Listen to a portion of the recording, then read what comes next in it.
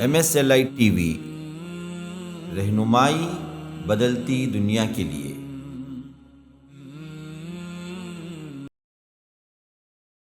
السلام علیکم ورحمۃ اللہ وبرکاتہ۔ ناظرین اکرام، یہ پروگرام آپ کی خدمت میں ہفتہ وار مرکز السلام لنشر الاسلام کی جانب سے پیش کیا جا رہا ہے، جس کا عنوان آپ کے سوالات اور ہمارے جوابات ہیں، اور اس سلسلے میں آج کا یہ سیشن جو ہے 77 ہے۔ کچھ سوالات آج کی اس مجلس میں آپ کے سامنے جوابات کے ساتھ رکھے جا رہے ہیں، جس میں پہلا سوال یہ ہے کہ کسی نے سوال کیا کہ میرا سوال یہ ہے کہ میرے سے بار بار اللہ اور رسول اللہ صلی اللہ علیہ وسلم کی گستاخی ہو جاتی ہے، اور ہر بار میں کوشش کرتا ہوں کہ خود کو سنبھالوں، لیکن پھر بھی میرے دماغ میں اسی طرح کی گستاخی کی باتیں آ جاتی ہیں، تو اس کے لیے میں کیا کروں؟ جواب یہ ہے کہ اللہ تعالیٰ نے واضح انداز میں ہمیں بتا دیا، ان الشیطان للانسان عدو مبین، کہ بے شک شیطان جو ہے انسان کا کھلا دشمن ہے۔ اب اس کا کام ہی یہی ہے کہ ہمارے عقائد کو برباد کرنا، ہمارے اعمال کو برباد کرنا، شرکیات کی طرف لے جانا، بڑے گناہوں کی طرف لے جانا، ایسے کام کروانا جس سے جہنم کے دروازے ہمارے لیے کھل جائیں، اور کم سے کم ایٹ لیسٹ جو ہے اس کا کام یہ ہوتا ہے کہ گندے خیالات، دین کے بارے میں، اللہ اس کے رسول کے بارے میں برے خیالات وہ ہمارے دل و دماغ میں وسوسوں کی شکل میں ڈالتا جائے۔ یہ وسوسے انسان کے دل و دماغ میں وہ پیدا کرتا ہے۔ اب ان وسوسوں کو لے کر انسان اگر اپنے دل کے اندر بٹھا لے تو پھر یہیں پر خطرہ ہے۔ شیطان کا کام تو وسوسے پیدا کرنا۔ آدم علیہ السلام سے لے کر یہ وسوسے شروع ہوئے۔ آدم علیہ السلام نے رب کی نافرمانی کی، جو درخت تک نہیں جانا تھا اس درخت تک گئے بھی اور اس کا پھل چکھ لیا، تو اس سے پہلے اس نے کیا کیا؟ فوسوس لہم الشیطان، شیطان نے آدم اور حوا دونوں کے دماغوں میں وسوسے پیدا کی، اور وسوسے کیا تھے؟ کہ اللہ تعالیٰ تم کو جو روکا ہے وہ تم کو فائدہ نہ ہو، تم کو نقصان ہو جائے، کہ تم ہمیشہ جنت میں رہ جاؤ، اگر یہ پھل کھا لو گے تو ہمیشہ زندگی تمہاری رہ جائے، کبھی موت نہیں آئے گی، کبھی تم جو جنت سے نکالے نہیں جاؤ گے اگر یہ پھل کھا لو۔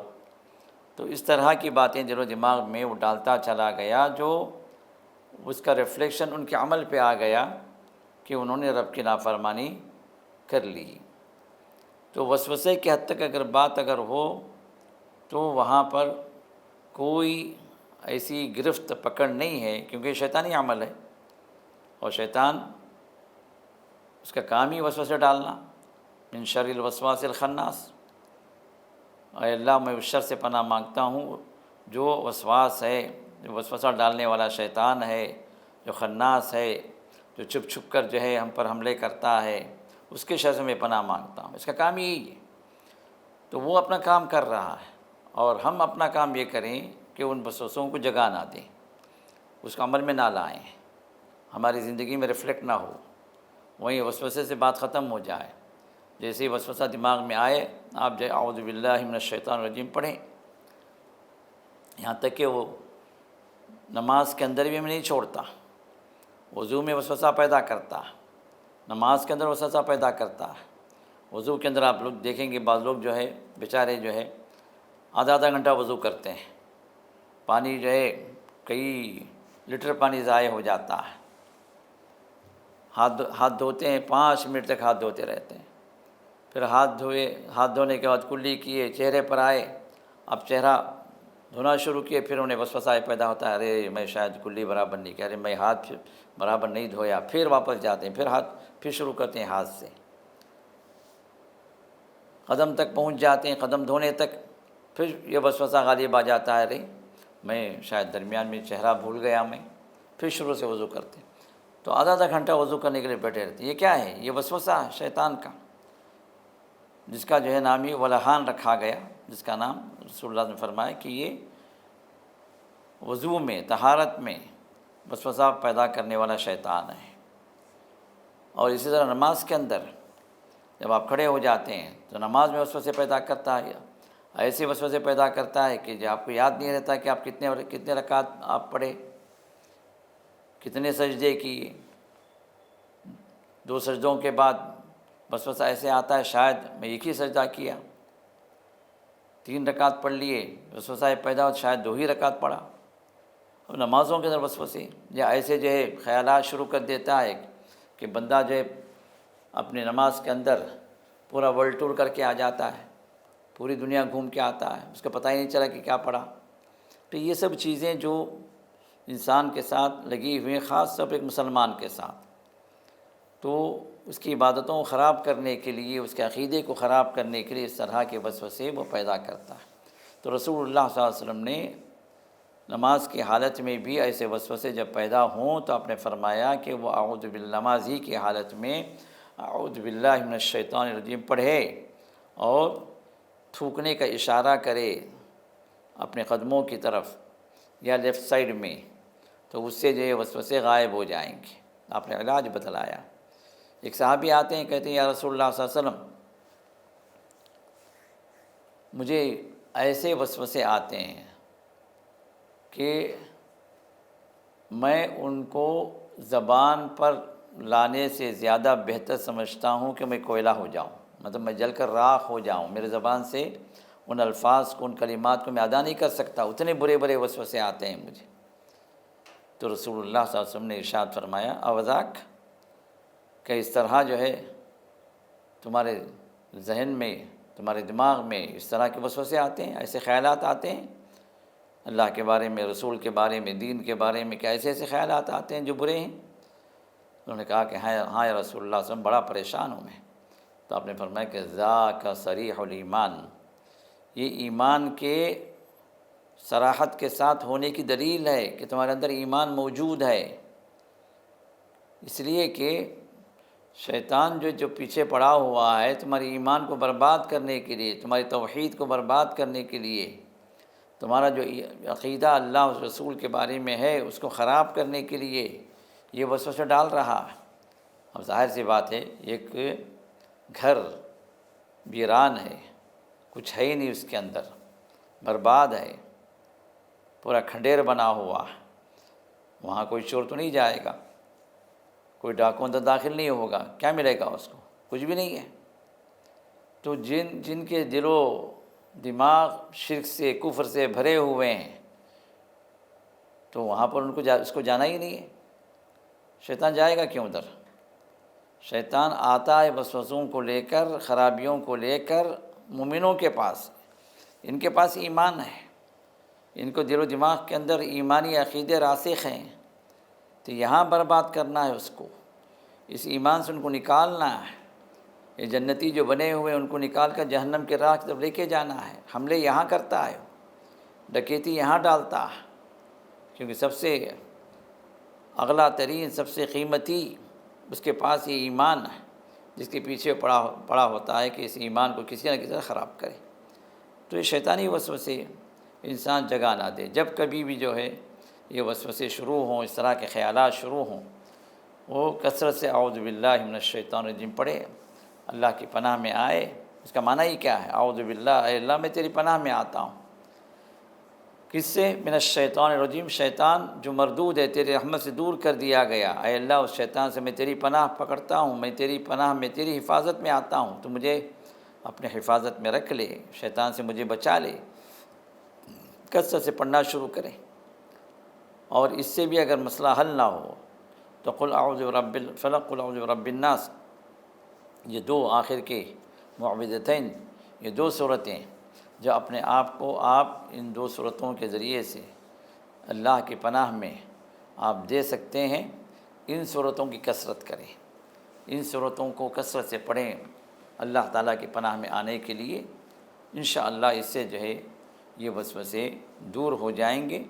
اس سے پریشان ہونے کی ضرورت نہیں ہے. یہ ایمان کی نشانی ہے، جس طرح محمد رسول اللہ صلی اللہ علیہ وسلم نے ہمیں بتایا ہے۔ تو کثرت سے جو ہے تعوذ، اعوذ باللہ من الشیطان الرجیم یا اعوذ باللہ من الشیطان الرجیم من ہمزہ ونفخہ ونفثہ، یہ، اور اسی طرح جو ہے صبح و شام لا الہ الا اللہ وحدہ لا شریک لہ لہ الملک ولہ الحمد وہو علی کل شیء قدیر، یہ کم سے کم 10 مرتبہ، اور اگر کسی کو موقع اگر ہے تو 100 مرتبہ انسان اگر پڑھ لے، صبح اگر پڑھے تو شام تک شیطان کے ہر شر سے، اس کے ہر کام سے، اس کے ہر برائی سے، ہر قید و مکر سے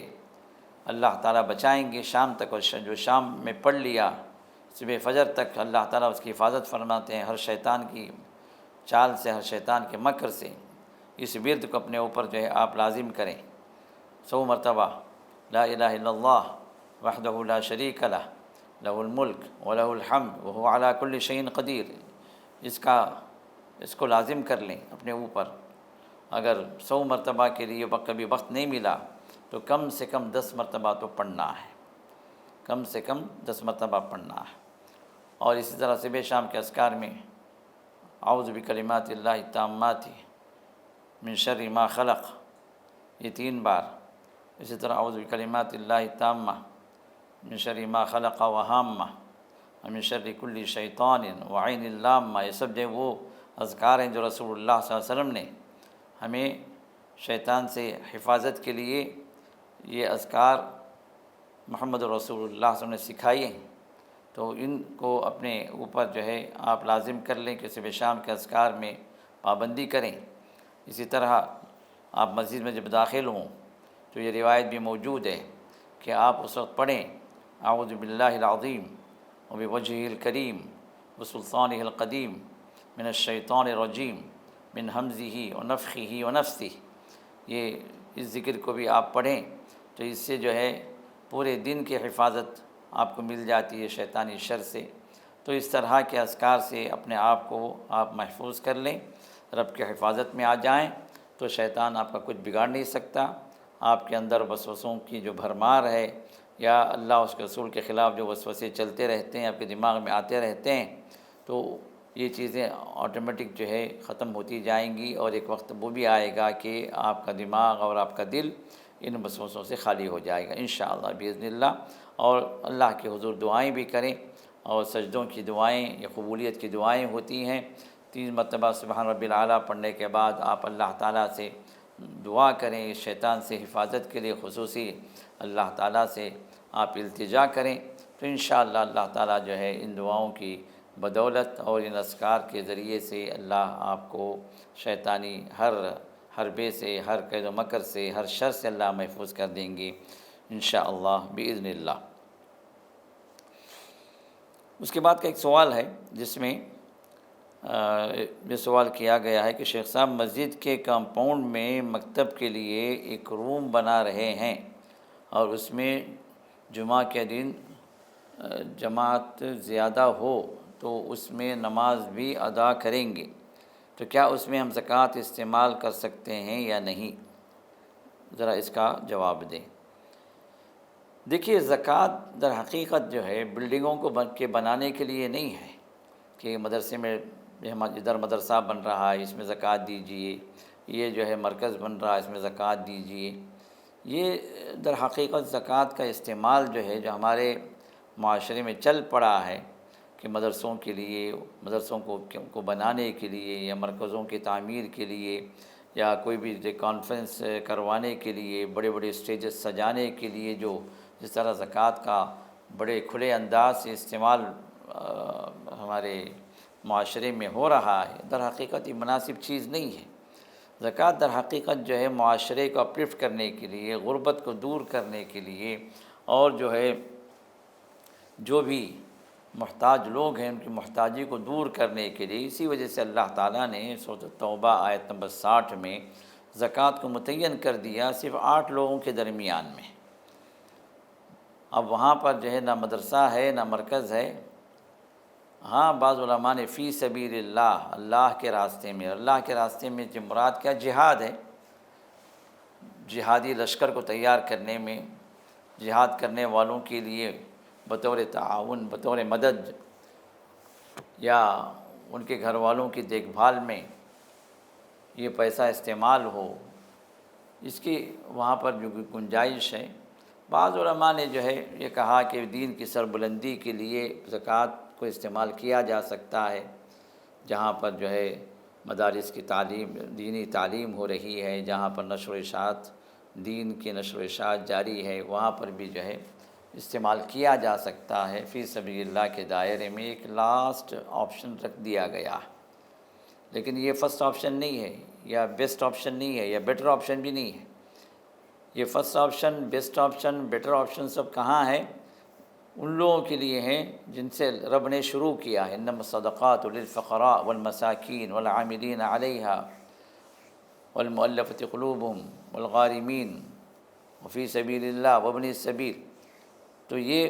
فی سبیل اللہ والا معاملہ بھی جو ہے جہاد کے اعتبار سے اللہ نے ذکر کیا، وہ بھی آخری میں ذکر کیا۔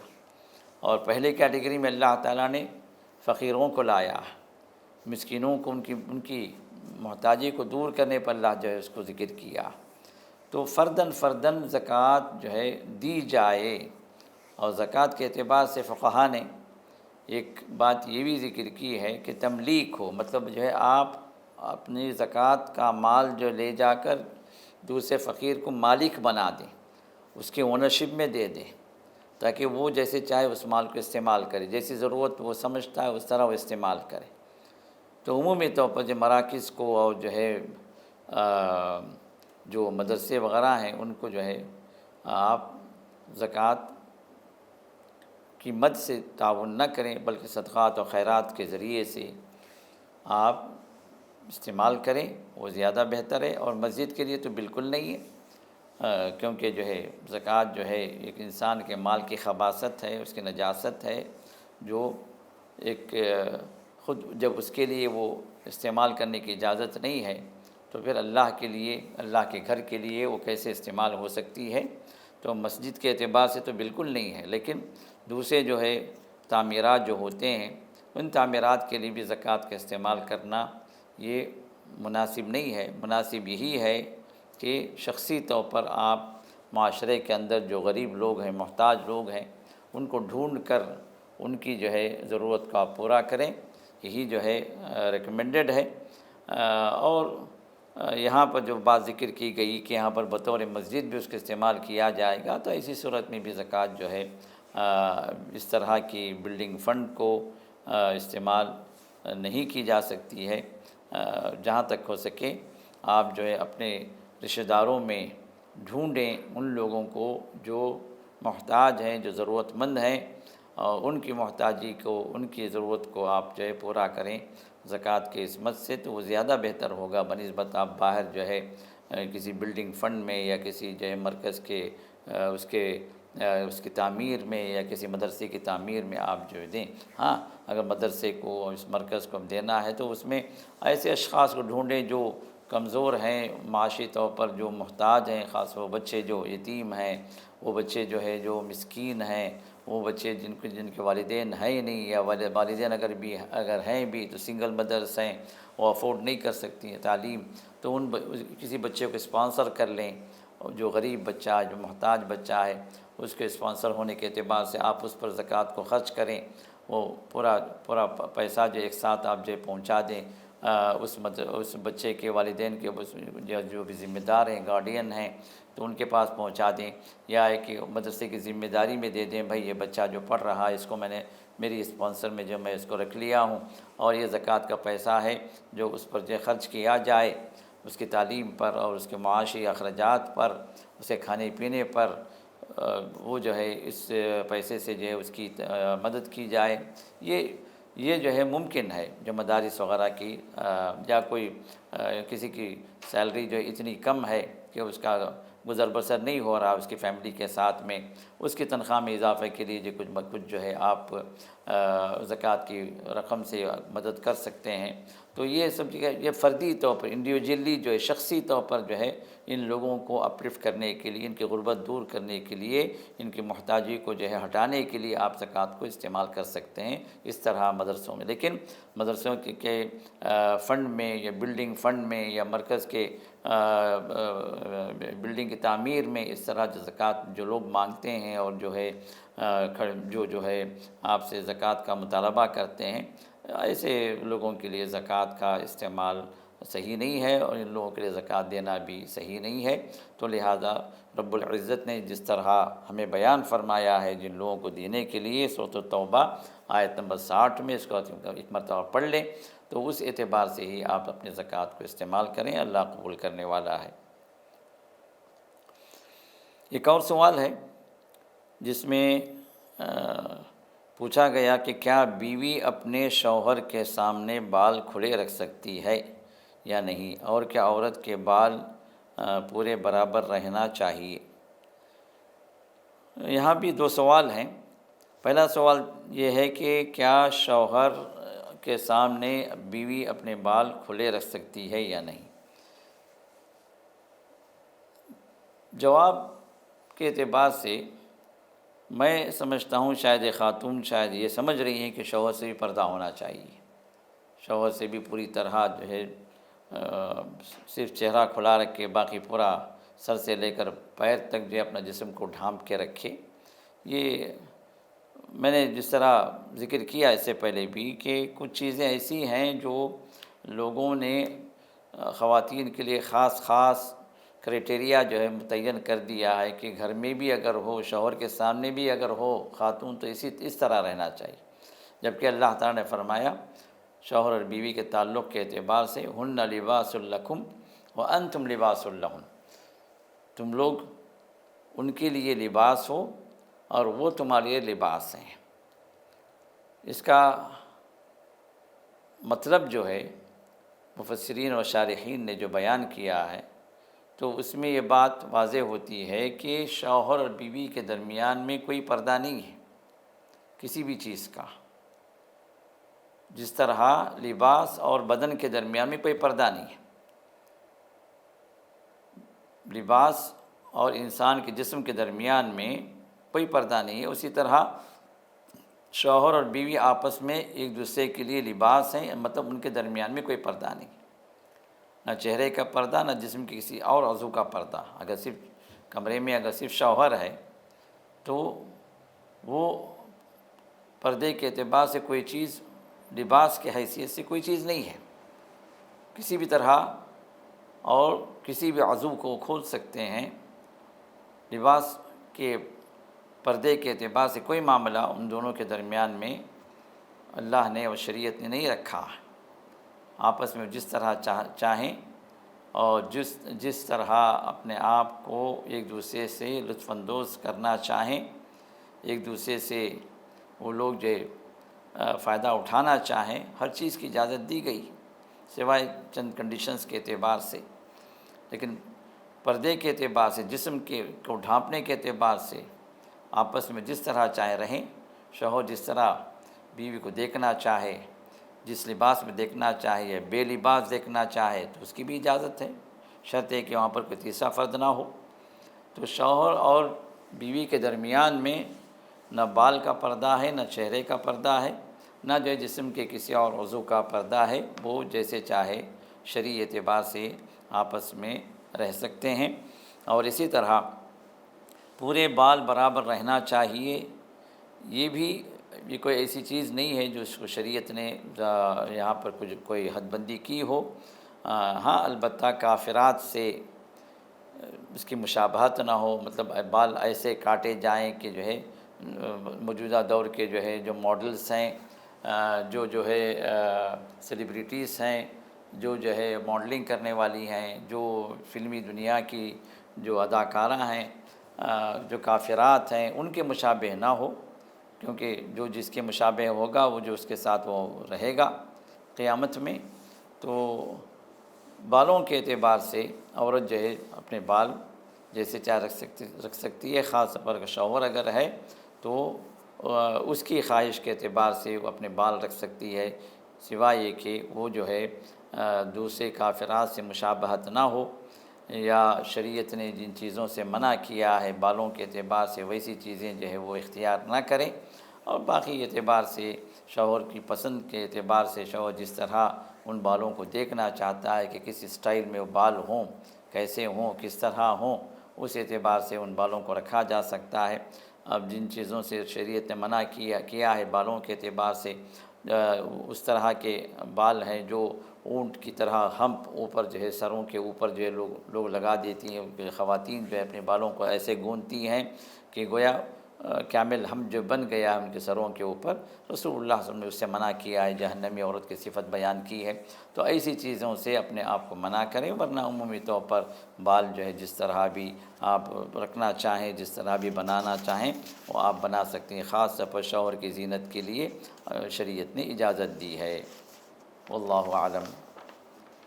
سبحانک اللہم بحمدک، نشہد ان لا الہ الا انت، نستغفرک ونتوب الیک۔ السلام علیکم ورحمۃ اللہ وبرکاتہ۔ کہ آپ لوگوں کو خوشخبری دینا ضروری سمجھتا ہوں، وہ یہ کہ کئی لوگوں کو تو اطلاع مل گئی کہ الحمدللہ 7 والی زمین کا رجسٹریشن ہو چکا ہے الحمدللہ، جو 1200 اسکوائر فٹ انشاءاللہ اس مسجد میں شامل کی جائے گی ایکسٹینشن میں انشاءاللہ باذن اللہ۔ تو کارروائی اس کی مکمل ہو گئی، اور جو لوگ آکوپائڈ تھے وہاں پر وہ لوگ بھی الحمدللہ خالی کر دیے، ڈیمولیشن کا ورک بھی الحمدللہ شروع ہو چکا ہے۔ تو انشاءاللہ چند مہینوں کے اندر وہاں پر اس مسجد کا ایکسپینشن ہو جائے گا۔ تو گراؤنڈ +2 کا ابھی فی الوقت ہمارے پاس پلان ہے، کیونکہ اپروول کے اعتبار سے بڑا مسائل چلتے ہیں۔ تو انشاءاللہ اب اس کے لیے ہم آگے بڑھ رہے ہیں۔ تو مسجد کی تعمیر کے اعتبار سے اب جو بھی پاک نفوس اس کے لیے آگے بڑھنا چاہتے ہیں ان کے لیے ابھی دروازہ کھلا ہے۔ تو اس میں انشاءاللہ ہمارا پروگرام یہ ہے کہ چونکہ گراؤنڈ +2 1200 اسکوائر فٹ کا، یہ 3600 اسکوائر فٹ کا سمجھیے کہ جب اس وقت ہم تعمیر کے اعتبار سے ہم نے پلان بنایا ہوا ہے، تو یہ ایک مربع قدم 1 اسکوائر فٹ 3000 روپے، اور ایک مسلح 8 اسکوائر فٹ کا ایک مسلح جو ہے 24000 روپے، یہ جو ہے ہم نے متعین کیا ہے۔ اب جو جس استطاعت کے اعتبار سے آگے بڑھنا چاہتے اللہ تعالیٰ توفیق عطا فرمائے تو آپ لوگ آگے بڑھیں۔ جو بھی QR کوڈ کے ذریعے سے یا بینک کے ذریعے سے مسجد کے ایکسپینشن میں حصہ لینا چاہتے ہیں، یا کوئی ہمارا آفس پہنچ کر جو ایک اپنا عطیہ دینا چاہتے ہیں، ان کے لیے الحمدللہ اللہ نے دروازہ کھول دیا ہے، اور چند مہینوں کے اندر انشاءاللہ اللہ سے امید ہے کہ یہ بھی انشاءاللہ تعمیر ہو جائے گی، اور انشاءاللہ اگلے رمضان سے پہلے انشاءاللہ ہم وہاں پر بھی نماز پڑھنے والے انشاءاللہ بن جائیں گے۔ اللہ ہم سب کو توفیق عطا فرمائے۔ جزاکم اللہ خیرہ، بارک اللہ فیکم۔